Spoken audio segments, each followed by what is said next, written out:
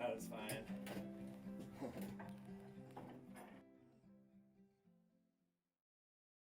As a person with bad vision growing up, you're always thinking, okay, am I ever gonna totally lose sight? I grew up mainly in the outdoors. My family got me into everything in the outdoors, camping, hiking, and all kinds of snow sports, skiing, snowboarding. I wasn't prepared for losing all of my outdoor opportunities. So when I first lost my sight, I thought it was like the end of all of this stuff. The end of snowboarding, the end of climbing, the end of getting out there, doing the stuff I loved. But what brought me out to say, okay, it's not the end for me to be blind, was actually that first time I went climbing with Paradox, because it was like I said, it was a revelation. Paradox Sports is a national nonprofit organization that delivers adaptive rock climbing, ice climbing, and mountaineering programs across the country. An adaptive climber is anybody with a disability who also climbs.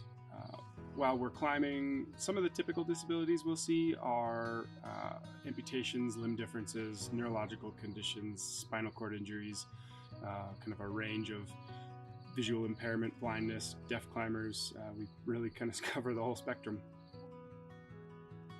The first time I met Trevor was at our 2022 Ouray National Ice Climbing trip down in Ouray, Colorado. He's one of those guys that just kind of leaves an impression. He shows up, he's the first on the wall, last off the wall. If there's ever an open rope, he's jumping at the opportunity to go jump on it and give it his all. Climbing makes me feel independence and freedom. You can feel the rock face as your hands are your eyes now. So that kind of brought me out and said, hey, you can do these things even though you can't see them. It gave me a sense of something else rather than what we might miss with vision. It kind of actually helped me see in a way that that I never would have experienced otherwise. It just gave me so much drive and just stoked my soul, like my inner flame inside me, to prove kind of to myself and to everyone else that barriers they're just things to get over.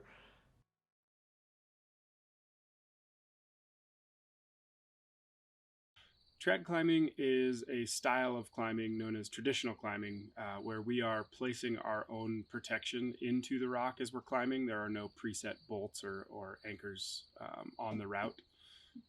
So we have camming devices and chocks that we place into cracks. And ideally, if it's a good placement, when you fall, the cam will kind of compress into the rock and hold the fall for you. What it's going to take is just really just practicing placement over placement, and just making sure I would be confident with every single piece I put in. Some of the risks in trad climbing, especially for a VI athlete, is going to be knowing that he's got really good solid pieces in. For a sighted climber, typically you can look at a crack and know what size gear you need to put into it to protect it sufficiently. Trevor doesn't have that option.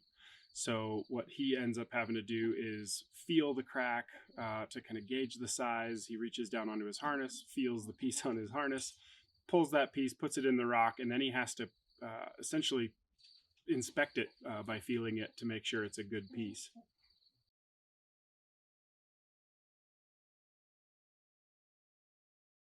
So yeah, what we've got going on right now is Trevor's getting geared up. We're gonna get him on a top rope. We're gonna pull this rope through. So he's gonna be tied into this guy, just mock leading, clipping this up, making sure the gear placements are looking good. We're not getting any like tangle in the rope. So we're gonna have him top rope on one of the other ropes that we've already got up. He's gonna be trailing this guy, clipping through, and once he gets, you know, a lap or two on Mac lead and thinks he's cozy and comfortable and gear looks good, pulling the training wheels off. When Trevor's up there on lead, it is going to be him in the gear, and you know, falls do happen, but climbing is inherently dangerous. So to mitigate that risk, we really want to make sure the gear he's putting is solid, so we can do that in kind of a controlled environment. Yeah, so a mock lead is when you are on top rope, so you have the protection of the top rope, but you're placing gear, and then you're clipping a trailing line through the gear that you're placing. So it's a really good, safe way to practice gear placements. It's a good way to practice leading, rather than just going straight to the sharp edge where falls have some like pretty serious consequences. This allows you to just kind of get really comfortable with the gear placements, with the route itself, and then once you feel that comfort, then we take the top rope out, and then it's live leading. How are you feeling, man? I'm really stoked. Just it's a lot about breathing, and I did my first sport lead in October of last year, and yeah, it's just a matter of just breathing and keeping calm.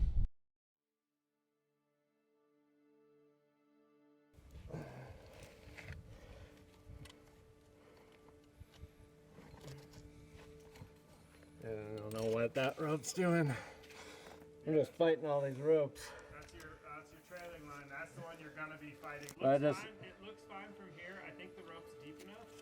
Okay. You can jam your feet. I don't think you're gonna have to worry about impinging the rope if you jam in. Remember, watch that black rope. Trying. Yeah. I just got like tired all of a sudden because of fighting that other rope. Oh man. Okay. Don't have good feet. There we go. Yeah, that's just not good feet. Ah, Christ. Take that rest. But my hands are kind of getting tired. Oh man. There you go. Yeah, take your hand out, drop it, breathe, shake it out. I don't know, I just felt like, okay. Shit. Don't stress.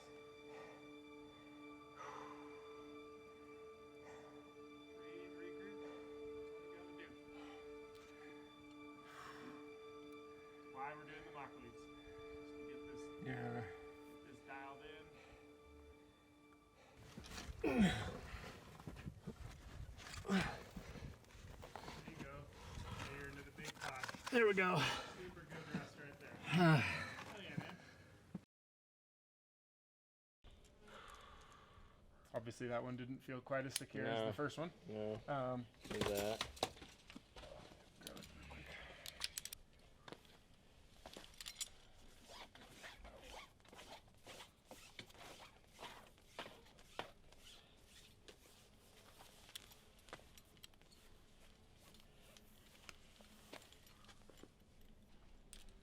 Yeah, I'll just try to deal with it more. Yeah, it's part of the process is just dealing with it. But regroup.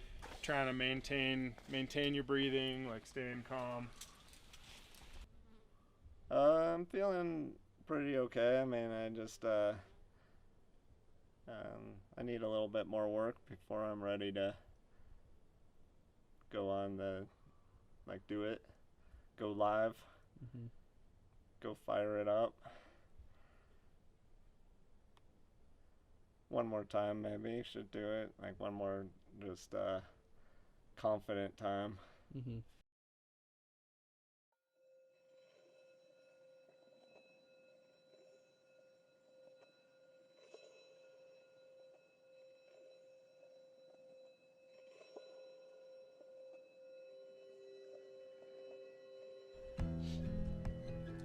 Right before the anchor. When you get to the top of this one, make sure you clip your trailing line to the anchor. Yep. Mock that. Mock that motion as well. So we feel good on that. Going live. It's already clipped. Yep. You got one big step with your right foot up on the log. There. Log there. Yep. And then rock there. Okay. Crack is right there. Okay. Transition on. Nice and slow. Looking good, brother. Looking good. Hi, man. Alright, let's begin.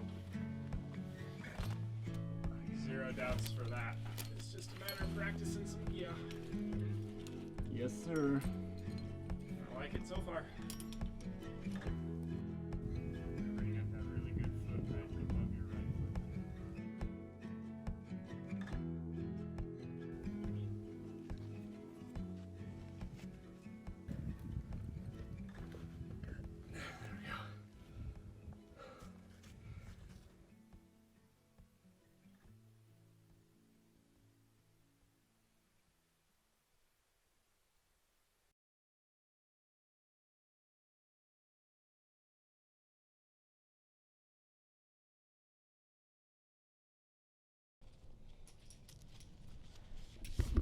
You just glass this thing on your mock lead, so Wow. you're super good. Oh. You know the climbing's in your ability, you know the gear, you know your rests. Mm-hmm. Just be smart. You're ready for it. Yep. Yep. Alright, dude.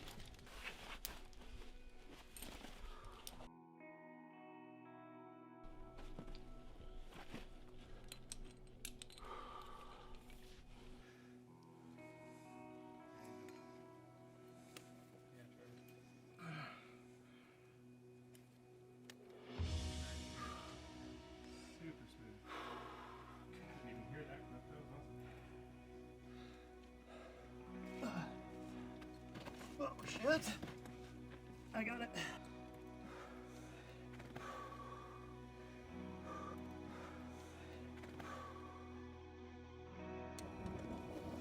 There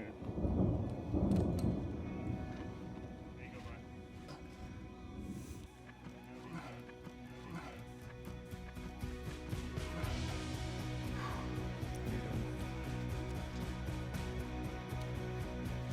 There we go.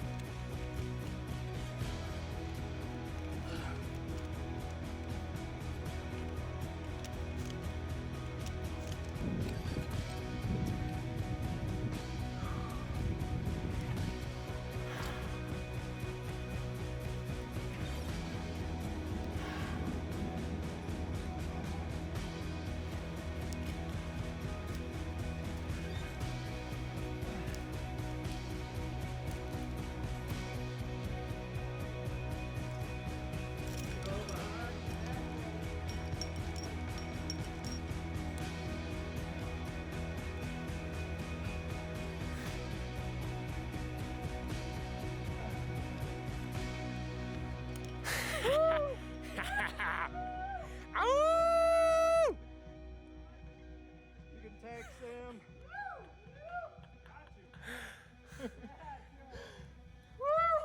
Yeah, bud. Oh man, just in the nick of time. And it's raining. Trevor! Dude! Yeah! Hell yeah, brother. Nice work. Right as it started raining. Such good timing, dude. Woo! I like to make it suspenseful. Yeah.